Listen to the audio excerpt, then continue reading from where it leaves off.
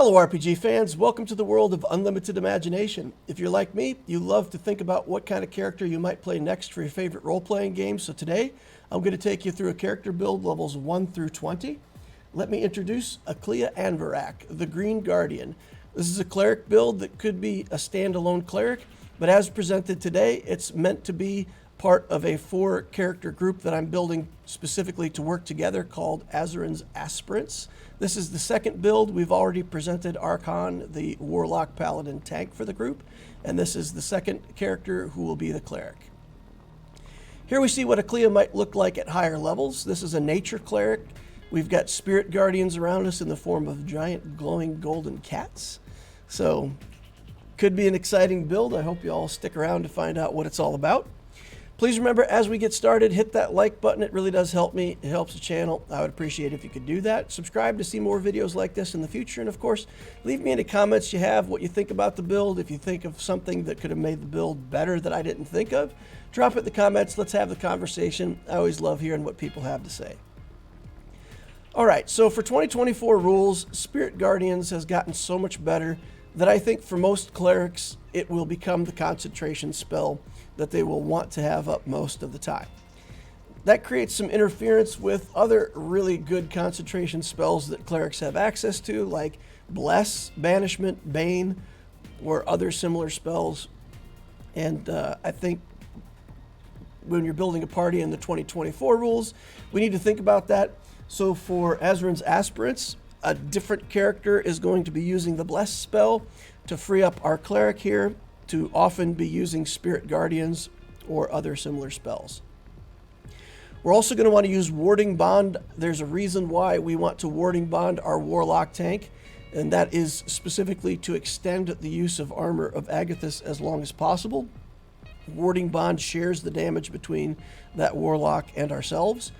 When we take damage from that bond, it is going to trigger concentration checks, so we can expect to routinely be making concentration checks in this character, and we have to make sure that for that minimum DC 10 concentration check, that this character is going to get to the point where they're automatically succeeding on those checks.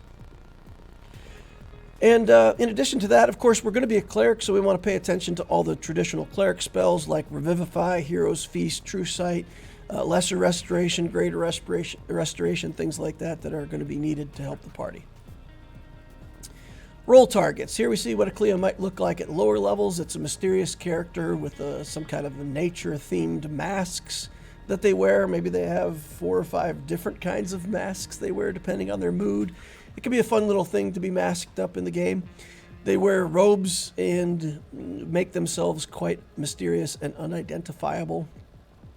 I think it could be fun. This image kind of presents my idea what that might look like. Let's go through our performance chart, see what this character is meant to do. Remember, there's 3 combat roles, 2 exploration roles, and a social role. So I'm going to call this a combat control healer. Those are the things that we expect this character to do. The ability to do combat damage with Spirit Guardians is very good. So in those situations, the damage would be very high. But there's other combats where that's really not going to be the tactic that we go for. So I think overall we would put this character's damage at 6. We could do a lot of damage when it makes sense, but other times we want to support and help the party more. In terms of support, we're taking a 7 there. There's plenty of things that clerics can do to cast beneficial spells on their allies or just heal the party if they need it. In terms of control, we have control spells. We're going to have spike growth in this build eventually to control the battlefield. And of course, this character doesn't have any problem to tank, so they can stand in front of a dangerous monster and take a hit if they need to. I'm rating the control of this character at 8. Discovery, we're going to be in heavy armor stomping around without much stealth. So in terms of discovery, we're going to wait around and let other people report back to us what they see. In terms of solving, we have guidance, and that's a big thing to give other people a plus 1d4 to their skill checks. So when other people are trying to solve problems, we will be right behind them, providing guidance. That's our role. We'll give that a 4. Influence, we have influence with plants and animals in some ways, so we'll give ourselves a 2 there. But when we're in social settings, we're going to be in the background trying to remain mysterious and hidden. It's not really our character that wants to be making any of the social roles. So in order to get our personality together, we need to think about our species. I'm going to go with Wood Elf. It fits the theme. Nature Cleric, Wood Elf seems good together. We're medium size, have dark vision, the 4-hour trance sleep that they have. Fey gives us advantage versus charms. That extra 5 feet of movement is really good. We get perception from this species. We also get a spell list that includes Longstrider and Pass Without a Trace. Being able to pick those spells up without needing access to that particular spell list is really good. Pass Without a Trace. If you're playing in a campaign, can be incredibly useful at some point to stealth the party, get away from pursuing enemies, things of that nature. So we will be able to pick that up for free with our species. In terms of role-playing, the idea of faith could be tied to a deity, it could be tied to a concept. Aclea is a nature lover, and maybe the deity is more like Gaia or something like that at first. Aclea prefers to be alone, but the circumstances prevent it. They're going to wear a lot of robes. They're going to hide behind a mask. They're going to try to be mysterious. They don't really want to be in a group, but there's reasons why they need to be. So we start out this nature lover. It doesn't necessarily mean we have to be druid-like or crazy in our worship. It could just be something that we believe in. For the backstory, we're going to say that a few months ago, Aclea was given a vision by the Fey spirit Aziran. Aziran has some influence in all 4 of these characters that we're building. So here's where it comes in with Aclea. Aclea had these visions of things yet to come, some near term, some longer term, and suspicious of whether or not these things are true or their source or where they came from. Still, Aclea was scared. They left their tiny hut immediately. True to the vision that they had, the hut is destroyed the next morning by some kind of shadowy monstrosity on a mission to find Aclea. Other visions had shown that Aclea was part of a group. So even though they loved their little tiny hut in the middle of the woods as a hermit, they're going to leave that security and go to seek their destiny according to the visions that they've been given. To make this character interesting, I've never played a gender-neutral character before, but I think this would be a fun character to try that with. They don't really need to have an identity as a man or a woman if they're a spirit of nature, or if that's what they identify with is more the natural and animal nature of the world. Maybe it's a fun character to try to be neutral in that sense and just be Aclea. Part of the reason for picking Wood Elf is that we're going to need to catch up. Our melee characters are going to have skills and abilities that allow them to move fast. And if you're a cleric in a group and the whole rest of the group can outrun you, bad things happen. So we're going to need enough movement to keep up with our melees. That extra +5 movement speed is pretty good. We're picking up that Longstrider spell. When we need it, we can cast it on ourselves. If somebody else in the group benefits more from it, we can give it to them. And eventually, when we have enough spell slots, we can do both. We can give it to ourselves and also to another member of the group. It's nice to have the Pass Without a Trace spell. And the Wood Elf goes with the nature theme. You could also do Shatterkai, Goliath, humans. There's a lot of different things. Tabaxi could work. Tabaxi basically gets to run very far in one turn, and then they have to spend a turn doing 0 movement to reset it, which is pretty easy to do.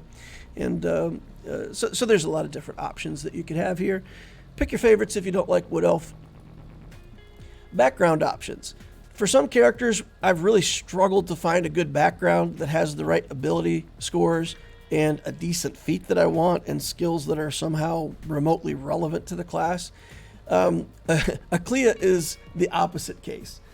Like, all of the backgrounds that could apply are really good. So we want wisdom and constitution as our main stats that we boost. We have access to farmer that could give us those stats and also strength and gives us the toughness feat. That would be a great background to take, no problem there. We could do guide and get magic initiate druid at level 1, which would be good for the build. The skills are also go along with it. We could get goodberry, so guide would be really solid. Sage, a lot of people are looking for the sage background, and in this case, the stats are desirable. Sage gives you the magic initiate wizard. So even though a lot of characters are looking for that, here we have a character that could take it, but we're actually going to pass. I don't think it has that much synergy with what we're trying to do with Aclea, so let's move on to a different background. What we're going to take is Hermit. That's going to get us a healer origin feat. That allows us to use a med kit to stabilize people at 0 hit points. You can also use it to trigger the use of a hit die to regain hit points. So in that way, you could restore hit points to someone without needing to use a spell. It does burn one of their hit dice, but it's still an interesting way to be able to heal. We get medicine and religion skills. Medicine can be useful sometimes. Religion, it depends on how your GM leans into that. Herbalism, I think, is not a fantastic tool. You can make cheap healing potions. You can make antitoxins, but it does take time. If your campaign runs where you do an adventure and then you kind of come back to your home base for a week, you could easily make half-price healing potions, and that's nice. Can also be used with an intelligence check to identify plants. At level 1, we're going to be a fighter. We need this fighter level. Concentration checks are a big thing for this character, and we need to be able to succeed. I don't want to have to take a feat to get the Constitution saving throw proficiency. By taking fighter, we're going to get that con save proficiency right at level 1. There's just so much good stuff we get out of fighter. We also get access to all weapons and armor.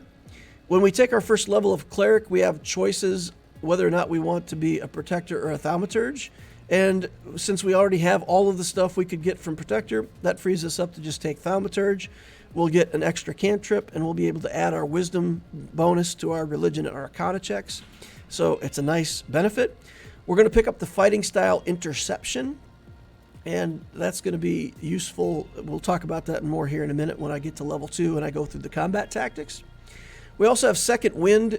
You get 2 uses of second wind a day, and you recharge one of them every time you take a short rest. So you can take damage in combat, be a fighter, go up front, don't be afraid to tank, take a hit if you need to, and you can second wind off some of the damage, take a short rest, get it back. So you have 2 of those per day, plus 1 for every short rest you take. Between that and your use of med kits, it's really a lot of healing that this character can do already at level 1 without using any spells at all. Sets a good base for the class. Ability scores, we're going to use the point buy method. We're going to use 7 points in strength to get to 14, 2 in con to take it to 10, 9 points in constitution to end up at a 16, 9 points in wisdom and give it a +2 to end up at 17. And then intelligence and charisma, we're going to leave it 8, put 0 points in them. Dexterity, we really need to take to a 10. When we put on heavy armor, we can't take advantage of any dexterity bonuses. But if your dexterity is only 8, you do take the -1 penalty to your armor class. So we can't afford that -1 to our armor class.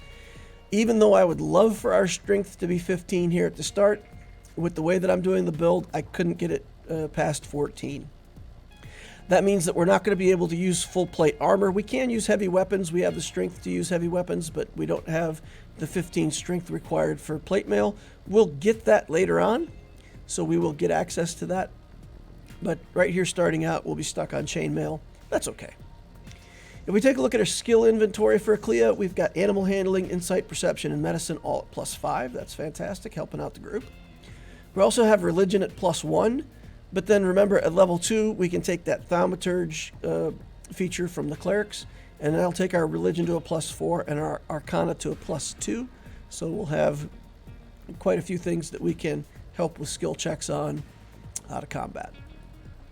Starting equipment, take 155 gold for fighter, 50 gold for hermit. I'm not sure why hermits have 50 gold. Maybe it's because if you're in the middle of nowhere, it's not that you have a lot of money, but you just keep everything you've got because there's nowhere to spend it, I guess. Anyway, 205 gold. We're going to buy chainmail, halberd, pike. We're going to buy a shield. I don't know how often we're going to use the shield at low levels, but I think it's good to have one. You can use a shield and a javelin or a shield and an open hand if armor class is important in a particular fight. Pick up that halberd and pike as our weapons. We're going to take a component pouch. Again, we're going to multi-class into cleric, And if we don't buy some of the stuff that we need for Cleric here at level 1, we're probably not going to have the money to buy it at level 2.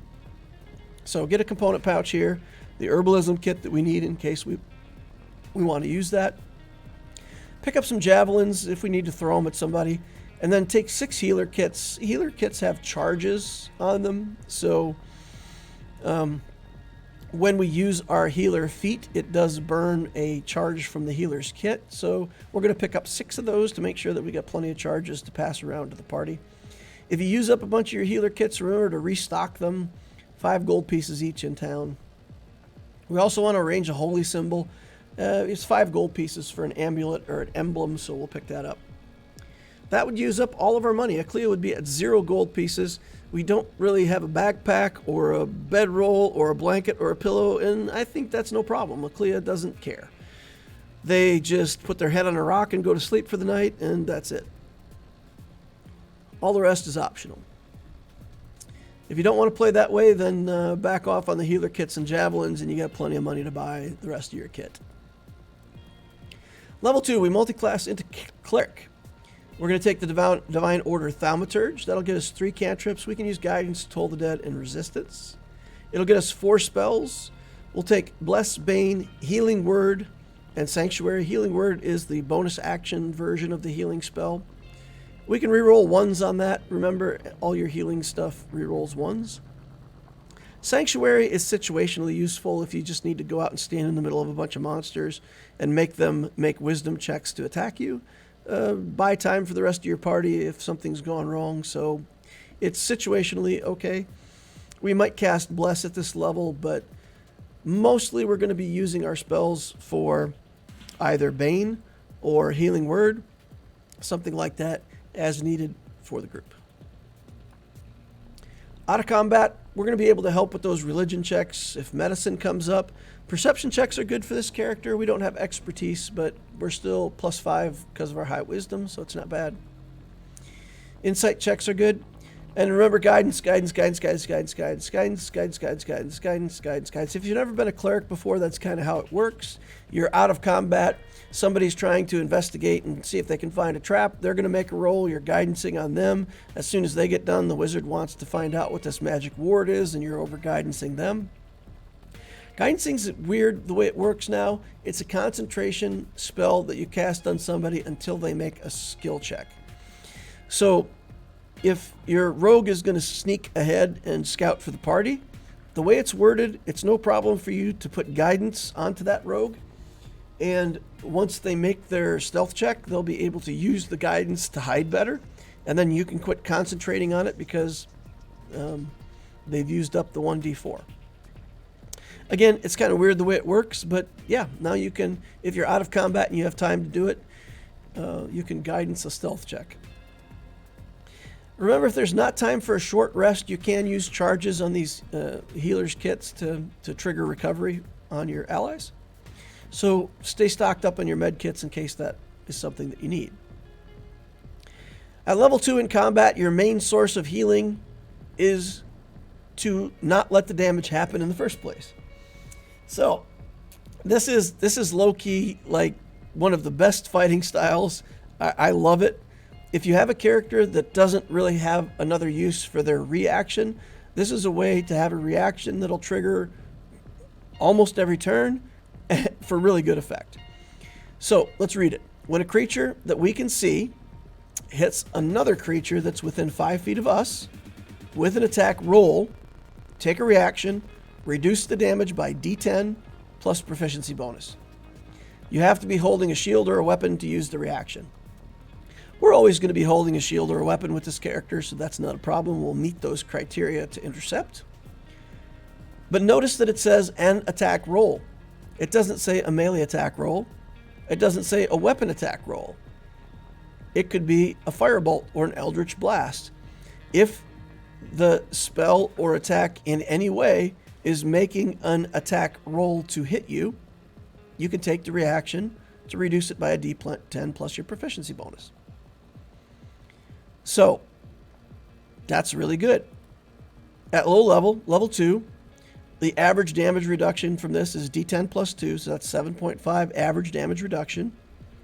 Enemy average damage here is around 6 for low CR monsters that you would be fighting at really low level. Now, if you're fighting a boss monster, of course, the damage goes way up, but average damage across low CR monsters is about 6. They shoot a crossbow at your friend with a D8 plus 2 damage. You're going to fully mitigate that. You have a D10 plus 2 against a D8 plus 2. The statistics say, on average, you reduce that damage to 0. So it's interesting. If we take a 5-round fight, it's reasonable that we could get 3 or 4 interceptions. Again, we could be in base-to-base contact with at least 2 of our allies, and if either one of them get attacked, as soon as we have an opportunity and something hits, we can reduce the damage by D10 plus 2. So if you got 4 of those off in a combat, it would be virtually the same as 24 healing, except the damage never happened. You don't have to react to it in combat and cast healing spells in combat. You just prevent the damage from ever happening in the first place. There's no better way to be a cleric than to prevent the damage from happening before it does. Let's check out the interaction that this has with the Warlock Armor of Agathis. The reason we're going to check this, our tank for the group, we've already presented a build for Archon, the whimsical Warlock, who's going to be the tank for the group. And this can work with any character who's using Armor of Agathis if you're the cleric. It says, if a creature hits you with a melee attack roll, they take damage back from the Armor of Agathis. Notice, it doesn't say they have to do damage. It says if they hit you with a melee attack roll. We already looked at interception. It says if something within 5 feet of you gets hit with an attack roll. So what will happen if your ally gets hit? It will trigger Armor of Agathis. It will also trigger interception. Interception could reduce the damage to 0, and they would still take the damage from Armor of Agathis. The Agathis trigger is met when the creature hits you. It hits you, even if that damage is 0. It still triggers. So, creature hits you with a melee attack, hits your tank with a melee attack, intercept it, drop it down, still get the reflection damage. Your Warlock doesn't take damage, so the Armor of Agathis continues. As long as they have temporary hit points, the armor stays up. And that allows you to get this Armor of Agathis reflection damage over and over and over again. It's a gimmick. It's why these two characters are made to work with each other. It's a fun interaction, so let's use it. All right, in combat. In preparation for combat, we've got resistance that we could use as a concentration spell. We could also be the bless person at this point. Long term, we won't be, but if we need to be, we could do it. We're going to move in, cast a spell. Maybe it's Toll the Dead if we're at range. Maybe we throw a javelin. Do what you like, right? At this level, interception is our biggest thing. If we can get into range for a pike or halberd attack, that's good. If we can get in range for a halberd attack and also cleave into another enemy within 5 feet, remember that we have those weapon masteries from Fighter.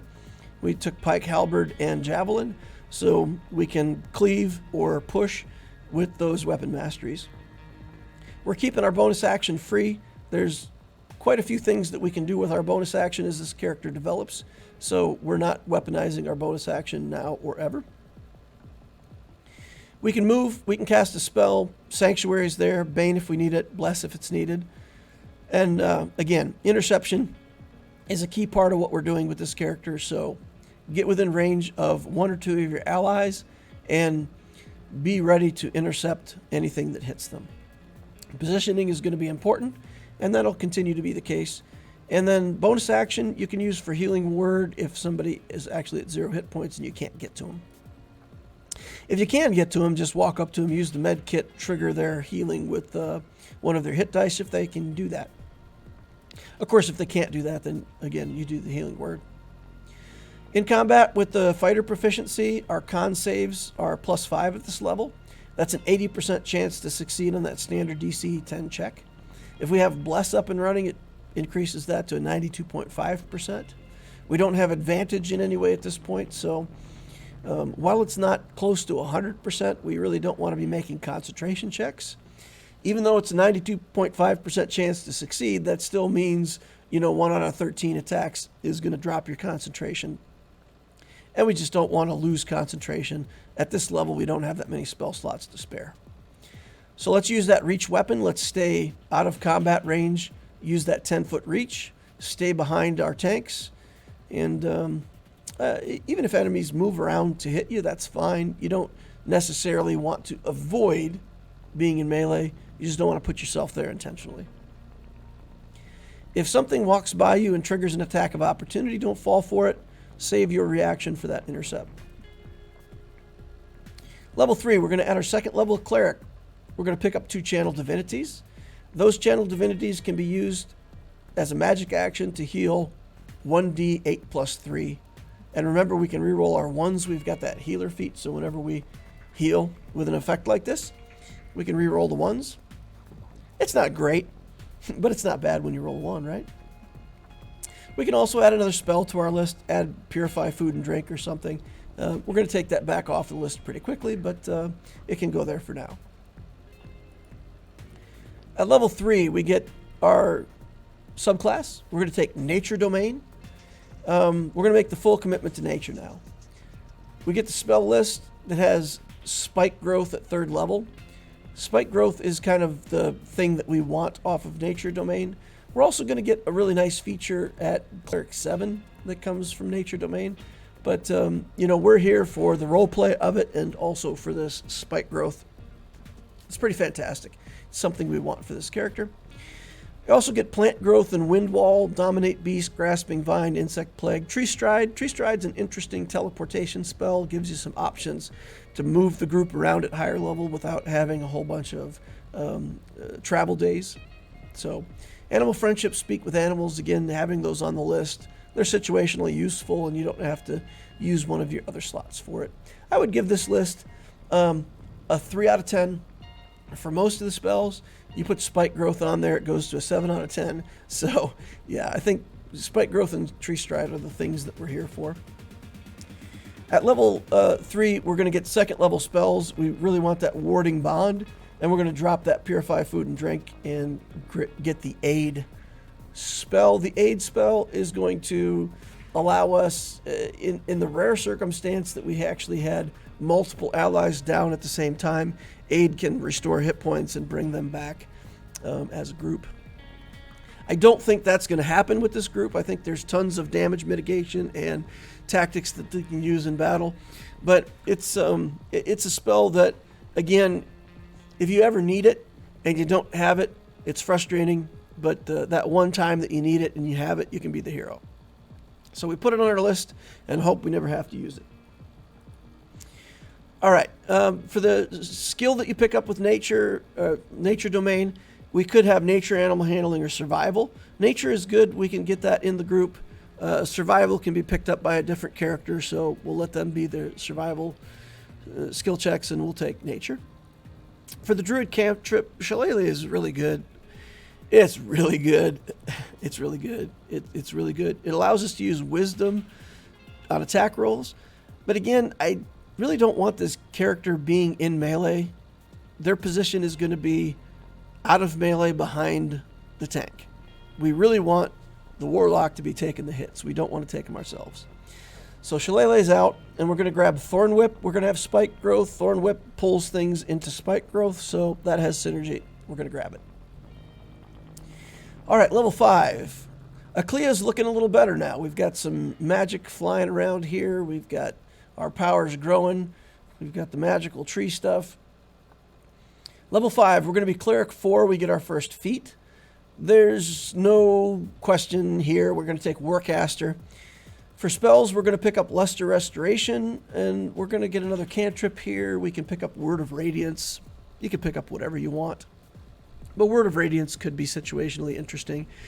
If we get surrounded, we could affect everything within 5 feet of us with this spell, so it's okay. But if you have a different spell that you'd rather have as a cantrip, feel free. Warcaster is going to give us +1 Wisdom and take us to 18 Wisdom. It's going to give us advantage on concentration checks, concentration saves, which is huge, huge, huge. It's also going to allow us to cast with our hands full. So if we have a shield and a whip or something like that, casting spells is no problem now that we have Warcaster. We can also cast spells as an attack of opportunity. The way that it's worded in the 2024 rules, the attack of opportunity is badly worded. It says when a creature moves out of your melee range, you can use an attack of opportunity. Warcaster says you can use a spell in place of an attack of opportunity. Again, it says when a creature moves out of your melee range, so it used to be an enemy. Now with the wording, it could be an ally. So technically, if somebody needs healing, they could run past you, trigger an attack of opportunity, and you could cast a healing spell as an attack of opportunity. My recommendation is don't do that. That's not working as intended. I imagine that they're going to reword attack of opportunity to only be enemies. Being able to cast a leveled spell as a reaction as your ally runs by is just dumb. Don't do it.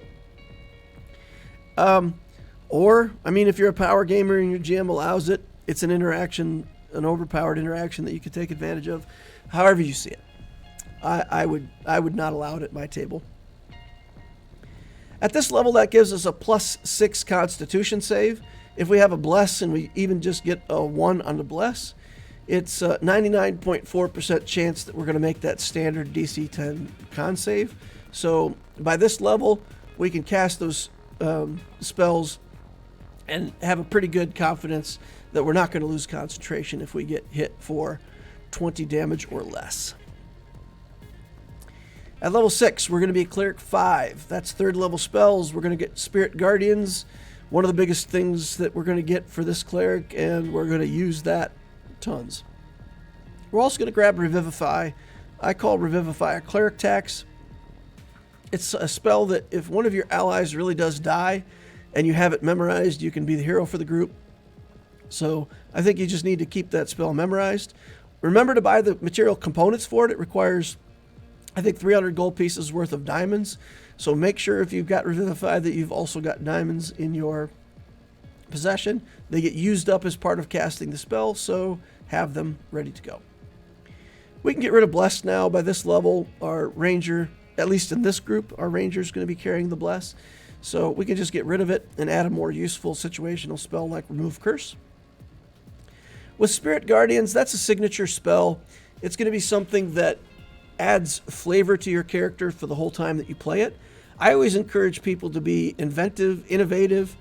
This emanation could be something that's coming out from you, maybe. There's leaves and razor-sharp thorns and things that emanate from all around you. Maybe it's a swirling tornado of spiritual energy. For this particular character, I love the idea that you've got these golden, glowing, feral animals that just fade in and out of existence and tear at your enemies. So that's what Spirit Guardians looks like for this character in my imagination. Have fun with it. However you play this character like this, make that spell fun and descriptive, however you like. It's a game of imagination. You should be able to imagine what your Spirit Guardians look like. Level 6 in combat. We can cast Longstrider on ourselves. We've got 35 feet of movement. Longstrider takes us to 45. We're going to need that to keep up. Our melee characters by this point are going to have 55 feet of movement. So we need lots of movement just to keep up with how fast they're going across the battlefield.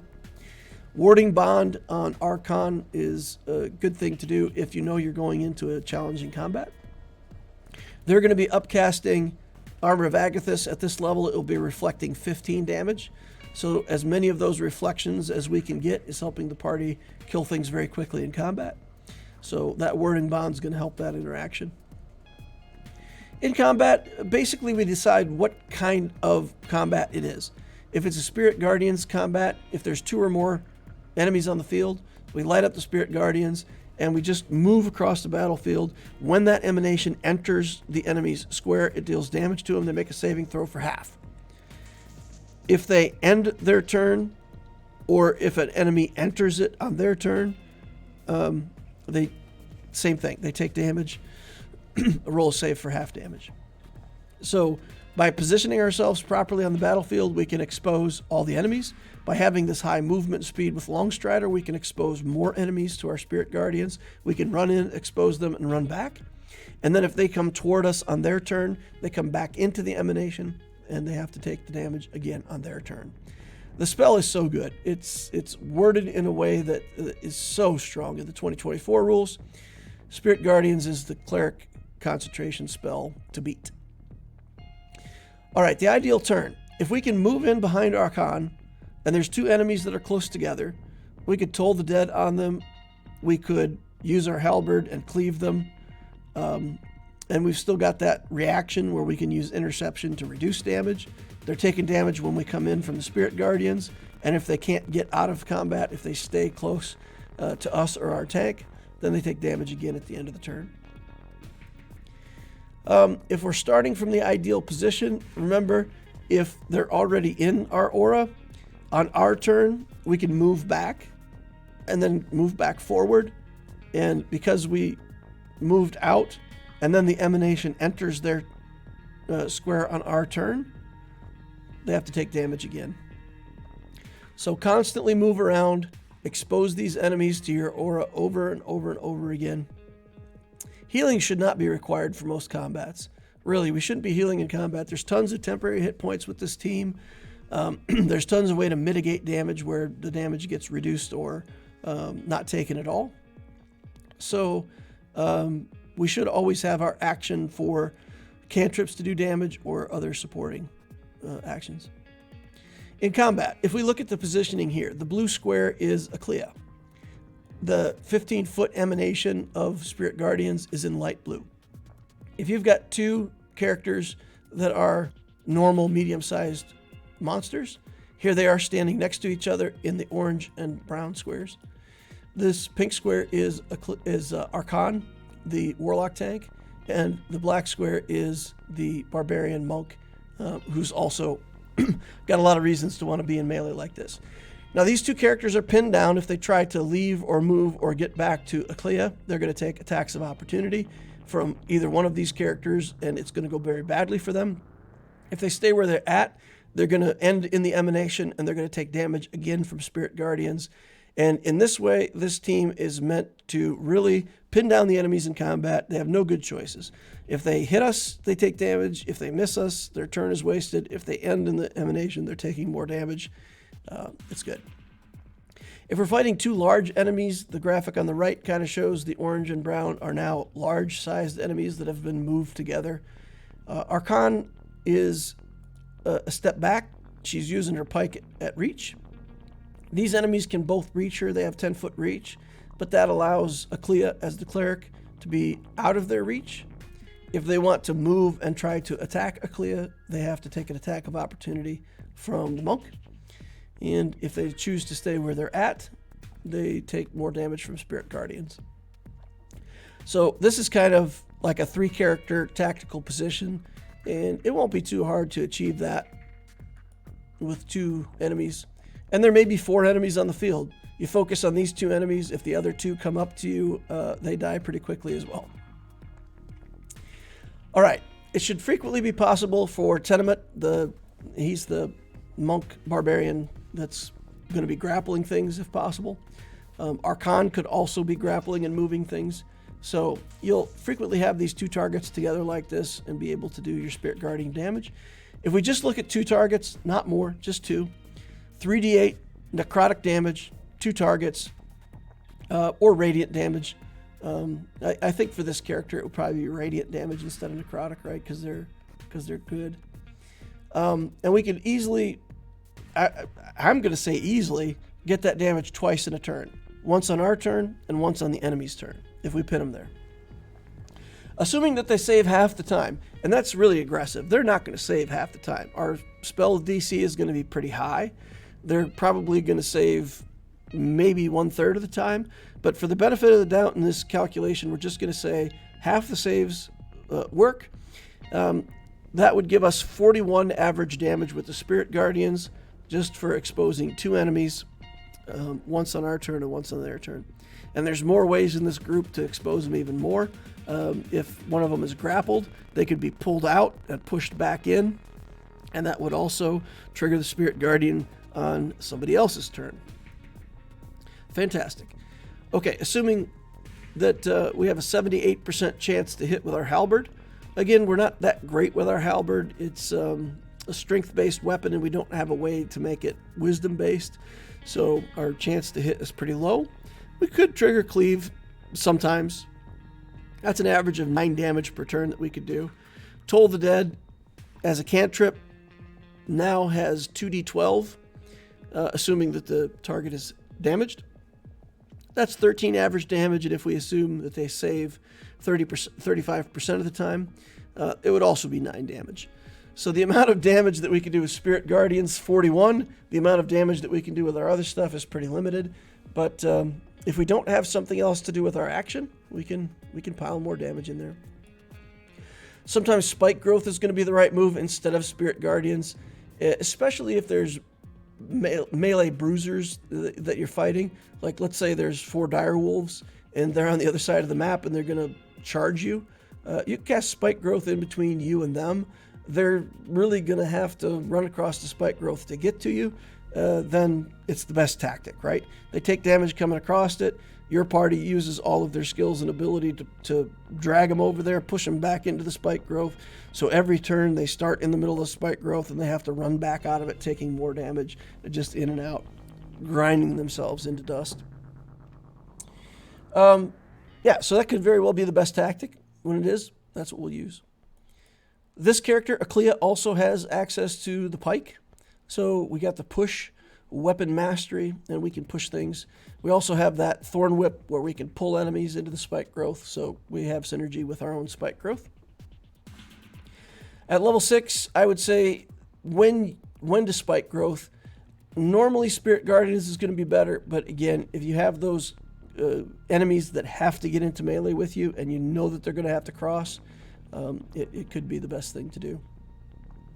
Now, I don't like the grapple drag for Spike Growth. I think if you have Spike Growth down and you have effects that push things 5 feet, 10 feet, 15 feet, whatever, and you push them into the Spike Growth and force them to walk back out, I think that's legitimate. I think that's a fair tactic.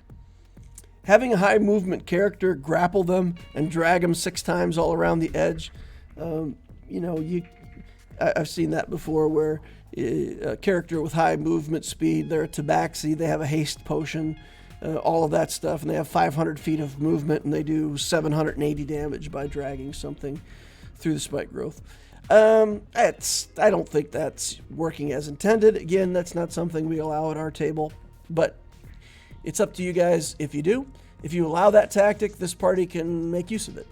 If you don't allow that tactic, you can still put down the Spike Growth and push things into it, and I think that's perfectly fair. All right, taking hits. When we have Warding Bond up, whenever the Warlock tank takes damage, we're going to take damage too. Every single time we take damage, it's going to be a concentration checks. We're going to have a ton of those, right? Remember that we have Second Wind. We get Second Wind twice. We take a short rest. We get another one. We get another one every short rest. We could use Second Wind like 4 or 5 times a day. That is a ton of free healing. And if we're taking 6 hit points one round and 5 hit points the next as shared damage from the Warlock, every couple rounds we just burn a Second Wind as a bonus action and heal ourselves up. No spell cast, no channel divinity use, just free healing. Character's got some synergy, y'all. All right, I like the Belt of Dwarven kind at these early levels, like call it tier 1 into tier 2 play. If we separate the levels into like 1 to 5 is tier 1, 6 to 10, 11 to 15, 16 to 20 in 4 tiers. I've heard other people do that. So one of the premier items I think at tier 1, tier 2 is the Belt of Dwarven kind. It's going to give us +2 Constitution. That's going to help our con saves. It's going to give us more hit points. We're going to have nearly 100% chance to meet our concentration. So if we look at level 5 with a Bless spell, we have +3 proficiency by now, +4 to our con. In order to fail that DC 10 base check, It would require us to get double ones on the d20s. We have advantage, remember, from Warcaster, right? So we roll twice. We would have to roll 2 ones, and then we would also have to roll a 1 on the bless. That's a 1 in 1,600 chance that we fail. It's not guaranteed yet at this level, but if you had the Belt of Dwarvenkind, you'd be 1 in 1,600 chance to lose your concentration. And of course, we don't mind the extra hit points that we get from this. It also gives resistance against poison. Poisons are very prevalent in the low-level play, and they can be nasty, right? So getting resistance to that and advantage on the saves against poison is a big deal. Overall, it's a really nice item for this character. I would say I would really love to have an Ione Stone of Insight. It gives you +2 wisdom, and that would max us out at 20 very quickly in the build. And if we had 20 wisdom, then we could use our feats and do other things with the build. So I'm going to assume that our GM is going to let us get this item, and maybe not at level 6, but maybe, level 8, 9, 10, whatever later in the game when we could pick it up. But it's an item that we would want to be on the lookout. We would want to let the GM know that we're going to try to find it. Amulet of the Devout is always good, and for this cleric, of course, it's going to raise the spell DC on your Spirit Guardians and Toll the Dead when you use that. It's also gonna, it's gonna be good at all levels, just to increase your saves. You're not gonna do a whole lot of cantrips that have attack rolls, for example, but that extra save DC is really valuable. Increases your damage by quite a lot. So that's our 3 attunement slots, right? The belt, the Ione Stone, and the Amulet of Devout. That would be the 3 attunement slots. You could drop any one of those items if you get something cool that you really want with your character. So roleplay at level 6. The Aspirants, that's our group, right? We're moving cautiously through the cavern. Aclea is going to watch their companions. Going to offer help, guidance, track. Not saying much in the background, rarely speaking. Mostly communicating with nods, hand gestures, when possible. When they do speak, I would say, again, if you're going to play this character kind of as a face spirit or something like that, give it an ethereal voice, kind of an indeterminate. It's behind a mask. Remember, we're wearing a mask, so the voice is going to sound like this no matter what. You may even want to role play if you're playing online. Your voice might sound like this. Have some fun with it. All right, as combat is joined, Aclea glides up close, summoning an aura of power. I imagine, again, this like fluid, natural grace. Aclea is just kind of smoothly flowing across the battlefield, not running. Looking cool, robes flying around. Somebody tries to hit Archon, and right before the attack strikes true, this pike slides around and flips the strike out of the way. Archon, remember, if you watch that build, she's very happy and whimsical. So she turns around and she's like, "Thank you, I was almost going to get hit by that." And Aclea's not into all that, right? She's just pointing the pike at the enemy. Get your mind on the task at hand. Let's go. You got work to do. Get in there. Do your job. Trying to get this flighty human to pay attention. So we're the serious member of the group. Going beyond level 6, Fighter 1 Cleric 19 would seem like the most logical path if I was actually in a campaign that went that long.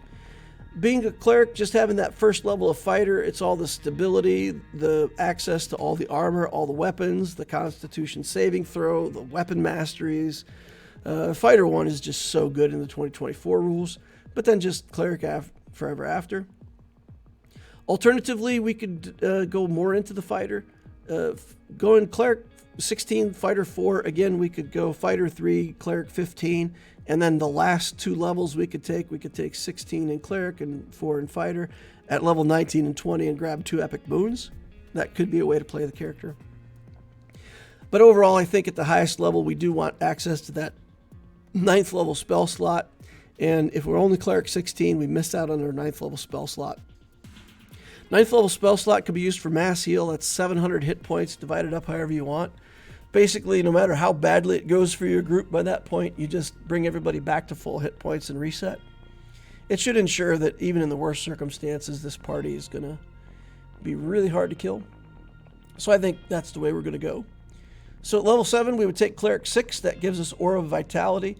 We're going to use this mostly out of combat. It gives hit points back every turn. And remember that we can reroll 1s.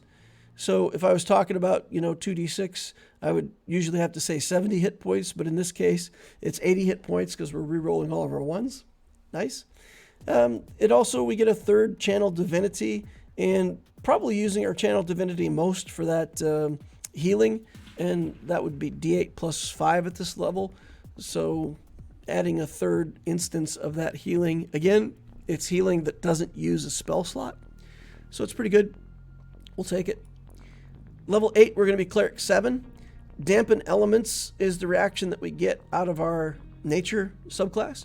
And that's going to reduce elements damage from elemental effects. We're going to have to talk through this pretty carefully, right? So let's read the Dampen Elements first.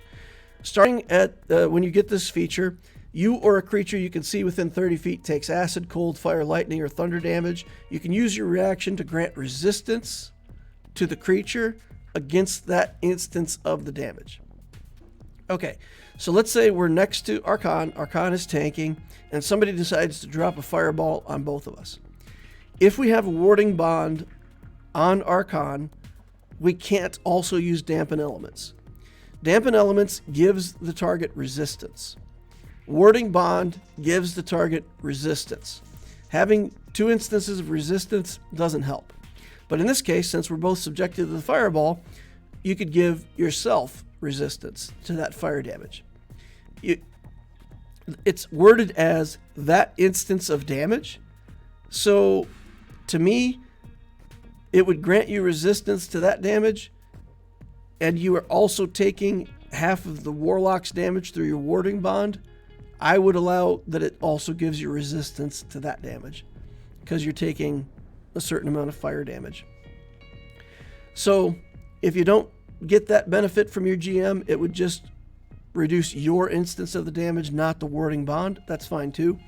But it situationally, that's at by level 8, that might be a better use of your reaction than using interception. So I think Dampen Elements when it applies. And it's within 30 feet. So it could be that you're standing next to the tank and the ranger in the back takes a lightning bolt damage or something like that. Call lightning strike. You could use Dampen Elements on somebody up to 30 feet away. So it's another use of your reaction where you're getting rid of damage before it ever happens. And that to me is a big payout. And that's another reason why we took this nature subclass, so that we can have another good reaction to use to help the party. All right. We also get potent spellcasting. At this level, we could get divine strikes, adding another d8 damage to our melee attacks. But the melee attacks have become increasingly less effective, and our strength isn't going up, and we're using strength-based weapons. So by this point, our melee attacks are increasingly not going to be used. If we just compare the damage that we would do with our weapon versus Toll the Dead, Toll the Dead is already going to win out. Now, what I did was I looked at, okay, if I take the extra d8 damage with Blessed Strikes, when I get improved Blessed Strikes, that goes to 2d8. How good is that? And then I looked at improved potent spellcasting, and I said, okay, this group loves temporary hit points. It's part of how we maintain survivability in this group without having to use heal spells in combat. So potent spellcasting at level 14 is just going to have much better synergy with the group. So it's not that this decision makes much difference at level 8. It's that this decision is going to make a difference at level 14. But okay, Thorn Whip does benefit from the damage because it's considered a cleric spell. And that Word of Radiance, if we ever do get off that little area of effect cantrip that we've got, it would also get that damage to multiple targets, would get the bonus. So that's nice. Level 8 also gives us 4th level spells when we hit level 7 of Cleric. We're going to take Banish. We also have Dominate Beast and Grasping Vine on the Nature Domain list. Grasping Vine looks pretty cool until you realize that it's a concentration spell, and you can't have Spike Growth and Grasping Vine at the same time. If the Ranger casts Spike Growth, that can be cool, but for a moment there, just for a moment until I figured out that they were both concentration, I thought, man, Grasping Vine is going to be so cool. You can drag stuff all over through your Spike Growth, but it turns out you can't. Oh well. But Grasping Vine is a way to weaponize your bonus action, so if you need it in a certain combat, it provides some control as well as doing damage on your bonus action. It could be an interesting spell. I can't imagine that it's ever better than Spirit Guardians for most cases, but it's there if you want to mess around with it. I would say we take Remove Curse off of our list and we start having what we consider to be flex spell slots. And with 4th level spells, we're going to get tons of stuff, right? We've already got some things in the kit. So things like freedom of movement, control water if we're going to be in a water environment, locate creature if we're trying to track something down, stone shape if we're going to be underground, aura of purity if we're going to fight beholders or something like that where saving throws becomes important. So prepare whatever makes the most sense for your group in that situation. And we're going to have a couple of these spell slots that we're going to call flex spots. And we're not going to plan to fill them with the same spell every day. It's going to be whichever spell fits the situation the best. Level 9, we're going to be Cleric 8. We're going to get another flex spell slot for the spells that we already talked about. For the feat option, if we don't have that Ioun Stone, we're going to take +2 Wisdom here and cap it at 20. If we have been given that Ioun Stone by now, then I think we take a different feat. And there's a ton of stuff that could help. We Fey Touched, Elven Accuracy, Skill Expert, Telekinetic, Telepathic. There's all kinds of ways to improve your wisdom with things that help your character. But if we're allowed to have that Ioun Stone so that we can get our wisdom to 20, I would take the Speedy feat. Again, we're trying to keep up with our melee characters in this group, and that extra 10 feet of movement speed can be pretty nice. It allows us to increase either dexterity or con, so we're going to take the +1 to our constitution, get that extra 10 feet of movement speed, and that's going to let us keep up with everybody else in the group. Also, at level 9, our proficiency bonus has gone up again to 4. And that means that our concentration saves are now guaranteed without that belt of Dwarven kind anymore. We don't need that extra +1 to our constitution because we got that through proficiency at level 9. So here we're going to swap out that belt and we're going to get a shield of missile attraction. Let's read it. It's a rare shield, requires attunement. While holding the shield, you have a resistance to damage from ranged weapons. Nice. Curse. The shield is cursed. When you attune it, you get the curse. The curse stays even if you take the shield off after that. But the curse says whenever a ranged attack is made against a target within 10 feet of us, we become the target instead. That's exactly what we want. That's not a curse, it's a benefit. So we're going to hold the shield. We're going to stand behind our warlock tank. And again, we're trying to find gimmicks that are going to make that Armor of Agathys last as long as it possibly can. And now, if we've got incoming ranged attacks, they'll just target Aclea instead. So we're going to extend the duration of Armor of Agathys by not taking damage from ranged attacks. While we have the shield on, all those ranged attacks, we have resistance to their damage. And again, Aclea doesn't mind to take damage. It's the way that we're built. We're going to get temporary hit points. We're going to cast heals on ourselves. We're going to use Second Wind to heal ourselves. We're going to use Channel Divinity to heal ourselves. So we just sit there as a hit point battery and let our tank do the tank thing. So we keep this curse shield and we keep the curse probably forever? Question mark. But certainly at this level it's good. And with that +1 proficiency from level 9, our concentration is assured. We soak the arrows. Since we're wielding a shield now, we also need to switch to a one-handed weapon. I still want the reach. I still want to be able to hit things in combat if I can. And the whip is a one-handed weapon that will allow us to maintain that 10-foot reach with a one-handed weapon. And it doesn't matter to have both hands full because we have Warcaster, so we're good. Switch our weapon mastery to whip, and we'll take a whip and a shield. All right, by level 10, look at this. We're looking pretty cool as a cleric. Our spirit guardians are looking pretty nasty. Yeah, cool stuff. Level 10, cleric 9. We're going to add 5th level spells. Greater Restoration is one of those things, again, when you need it, it's really nice to have. We can have Circle of Power. Oh, I'm sorry. I think I misspoke about the... Yeah, I think that's the saving throw spell that we can have to help the party. Okay, but anyway, Circle of Power I think is good.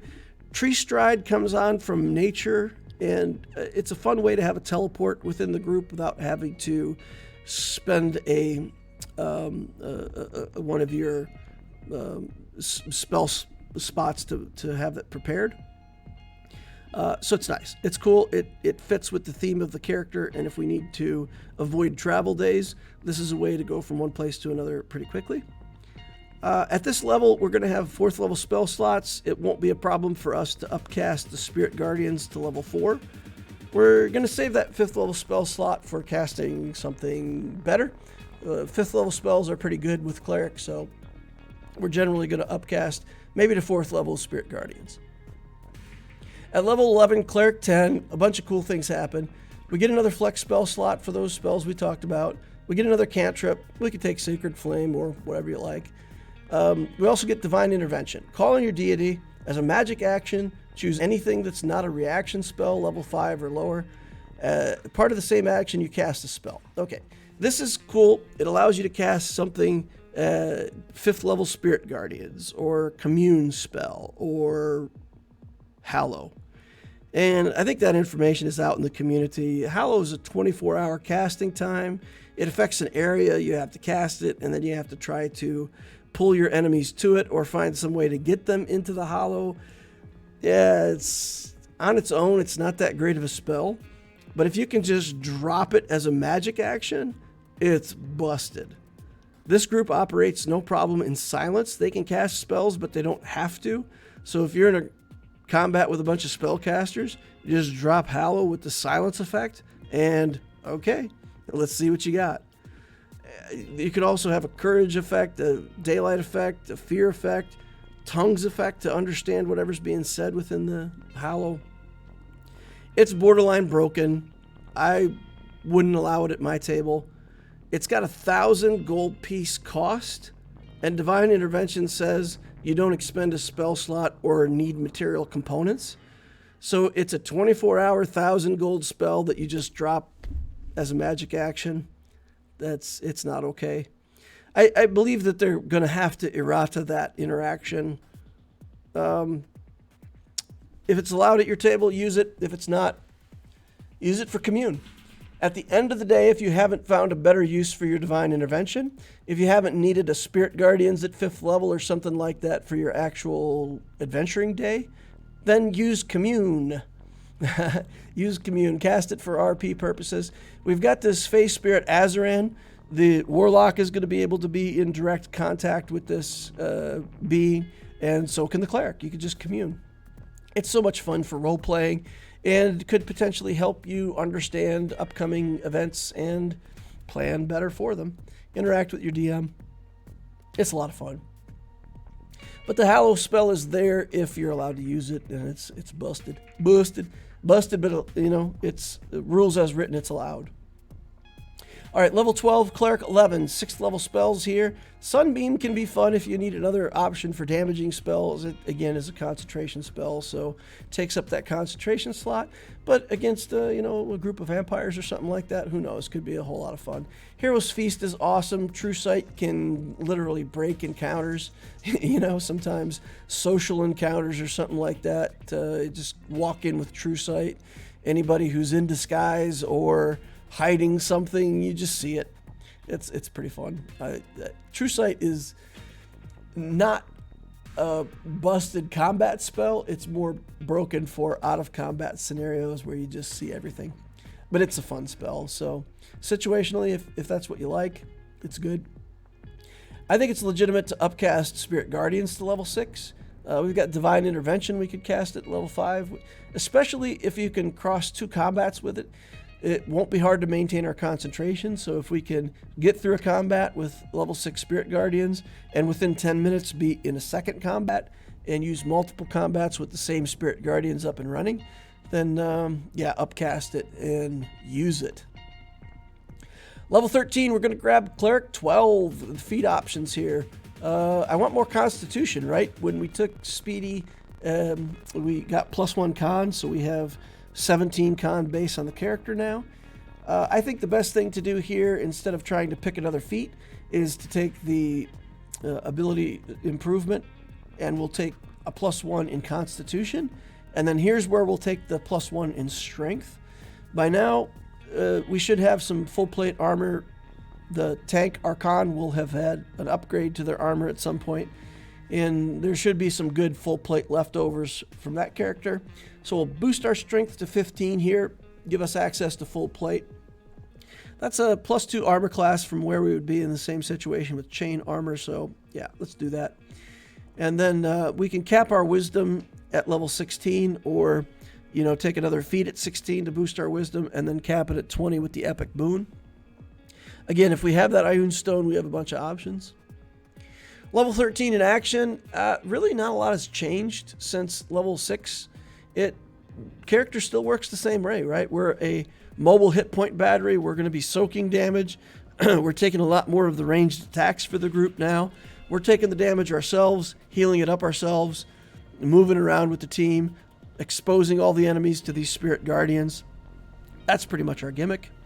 Normal position is going to be within 5 feet of the tank Archon, using interception, dampen elements on yourself or the ranger whenever needed to reduce damage. And together with Warding Bond, we're going to extend the Armor of Akathis to make sure that we can try to get 3 or 4 reaction attacks out of that, hopefully before it goes away. Most of the damage from Warding Bond will be autosave. At this point, we have a +10 in our concentration checks. We're guaranteed to roll at least a 1. So if we have Bless up and running, we're also guaranteed at least a 1, which means concentration 12s, DC 12 or up are automatic. And even if it's like a DC 15 check, you still have like a 92% chance to succeed. So pretty much guaranteed to keep your concentration in most reasonable combats. Prep at this level, we still want Longstrider on ourselves. We want Warding Bond on the tank. There may be some combats where it makes more sense to put the Warding Bond on the Barbarian Monk by now. If the Barbarian is going to rage, that gives resistance to damage. Warding Bond gives resistance to damage. Those things don't stack. But if in a particular combat that the Barbarian is out of rages or can't rage, then we may need to Warding Bond that character instead. So by this level, there could be some flexibility on who you Warding Bond. But you can only have one Warding Bond. You can't Warding Bond your whole group. The turns are going to basically be light up the Spirit Guardians and move around, move in and out, expose everybody to your aura, and then hope that they take a second instance of the damage on their turn. We could also use that Spike Growth when it makes sense and when we want to divide up the battlefield. Interception is still good. Even at level 13, if the average hit at this level is 35 to 40. If somebody's taken 40 hit points of damage, and you can reduce that by 10 to 30, and then share it 15 and 15 between 2 characters, the difference between taking 40 damage or taking 15 is pretty big. So even just that 10 hit point reduction, still good even at this level. And again, if you do that 5 times in a combat, maybe your combat lasts 8 rounds or something like that, that's 50 hit points that you didn't have to heal. Still good. All right, if we upcast that Spirit Guardians at this level, 6d8 damage. If we assume 2 targets and a 50% save, 50%, again, they're not going to save 50% of the time. So that's very conservative. But at this level, that'd be 82 damage just on 2 targets. If they take damage on your turn and then take damage again on their turn, 82 damage per round. We can also do 12 damage on average from a Toll the Dead cantrip. So we can throw that out for another 12 damage. And that puts us, even if there's only 2 targets, it puts us in the range of 100 damage a round. And we're still reducing the damage with Intercept. So that's good. If you're fighting a single boss enemy, let's say you're fighting a dragon or something like that, Bane could still be the right concentration spell, even if Spirit Guardians could do a lot of damage. giving that boss mob minus to hit on their attacks and minus 1d4 on their saving throws statistically still might be the best thing to do. Now, your Bane might not land, right? So you might spend 2 or 3 turns trying to get it to stick. But once it does, anybody else with spells is going to find more success, and your party's going to take less damage from attacks that don't hit. So it's still an option. Spike growth is still an option where controlling the enemy movement makes the most sense. Items here at tier 3, tier 4, same kind of thing. We're looking for that shield of missile snaring. The Ioun Stone's still relevant. Amulet of Devout, hopefully we could get a +2 or +3.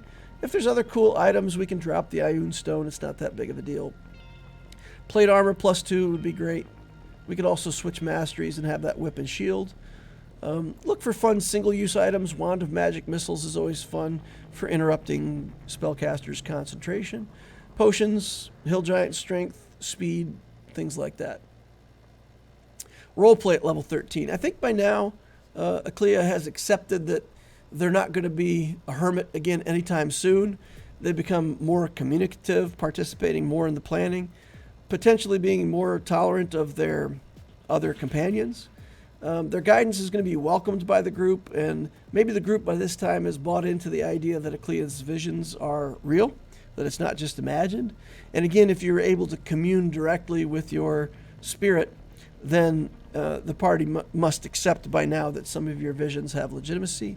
So I think by this level, Aclea is still mysterious, less of a hermit, but more mystical, right? More of a mystical being than just a weird thing in a mask and robes. Anyway, that's how I imagine it. In combat, we've got a 45-foot base movement speed if we picked up to speedy feet, 55 feet with long strider. So Aclea can just float across the battlefield, have these ferocious, golden, glowing animals flickering in and out with the Spirit Guardian's aura. Can use the pike or the whip to intercept attacks, heal, and a lot of times, like I said, Aclea is just going to be healing themselves. So the Warlock takes a bunch of damage, Aclea takes half of it, arrows and crossbow bolts come flying in, she takes those too, or they take those as well, heal themselves as their action, and just deal damage with Spirit Guardians. Don't mind if we miss casting a Toll the Dead cantrip. We can use whatever effects we need to heal and just be a hit point battery for the team. I think at level 14, Cleric 13 gets 7th level spells. Just to mention that if this happens, Power Word Fortify is dumb with Armor of Agathis. It says 120 temporary hit points, and you can choose to spread them out how you want among multiple characters. But that also means you could just take 120 temporary hit points, put them on the Warlock, and now they have a 25 hit point Armor of Agathis protected by 120 temporary hit points. You can't stack them. You can't have the 25 and then add another 120, but you can replace the 120 as the temporary hit points. And that's going to last for probably a combat or two, so you could probably carry that Armor of Agathis through more than one combat. I wouldn't say it's broken, but it's good enough that it would justify sometimes using your 7th level spell slot. If you're going to go into a combat that's really hard, give your Warlock tank double the hit points and make that Armor of Agathis last forever. If we were doing a level 15 one-shot with this character, I would take him from there at where we were. I would say, oh, I'm sorry. This would actually be Fighter 3, Cleric 12. My math is bad. So at level 15, I would take Fighter 3. That would allow us to get the Action Surge from Fighter. It would allow us to get subclass from Fighter. And we could do some fun things with this character. Again, I wouldn't play it that way in a campaign, but if it was a one-shot, Fighter 3, Cleric 12, I think would be interesting. You can't cast a magic spell with the Action Surge, but you can, for instance, use your magic action to create Spirit Guardians, use your Action Surge to dash. We've got the speedy feat, so now we have a move action, a dash action, and we're ignoring difficult terrain for 110 feet of movement. So we're zipping wherever we want all over the battlefield, exposing everything to Spirit Guardians, ending up wherever we want. And that would be the kind of a use that we could have for Action Surge in one shot. If we were playing a level 20 one shot, I would take this character to Fighter 1, Cleric 19. I would take Fey Touched at level 17. That would give us a +1 Wisdom, access to Misty Step. I would take Boon of Dimensional Travel at 20 and get a plus to Wisdom. That doesn't get us past 20 Wisdom, right? We're just capping our Wisdom at 20 with this series of feats, because we did take, other things in the middle that didn't improve our Wisdom. I would take, Dominate Animals and Master of Nature from your subclass at this point, have some interesting interactions. If you had, somebody had a pet Tyrannosaurus, maybe at level 20 you're fighting some kind of epic ranger that has a Tyrannosaurus pet. You could dominate it and have a Tyrannosaurus for your bonus action. It could be fun. The likelihood that something like that happens is really low, but if it did happen, it'd be hilarious. True Sight isn't concentration. I would definitely have that on the spell list and cast it. If we're in a one-shot, you want to see everything for what it truly is. I think True Sight is almost required, right? Going into certain interactions. Could be fantastic. If we did upcast our Spirit Guardians all the way to level 9 in a level 21 shot, again, with only 2 targets, exposing them on our turn, and if they end their turn in it and expose themselves on their turn, 2 instances of damage across 2 targets, 50% save throw, 143 damage. That still allows us to have our action to heal or support our allies or whatever we need to do there. If there's, in a level 21 shot, there's rarely going to be 2 things on the board. There's going to be 5, 6, 7 monsters that you're fighting, and you just run around every turn and expose them all to Spirit Guardians, let them surround you and just take tons of damage. This spell goes insane with the amount of damage that it does. I don't know that you would upcast it to level 9. Maybe you would upcast it to level 8. But yeah, the damage potential is definitely there. It could also be crazy damage from spike growth, depending on what your team looks like in a one-shot. But remember, this character still has Interception, Second Wind, Divine Channel Divinities that can heal. Just tons and tons and tons of way to heal without spells. And then within the spells, powerful spells that will heal the party, and always reroll 1s on your healing because of the healer feat from your origin. I think it's a powerful character. I think could join any level 21 shot.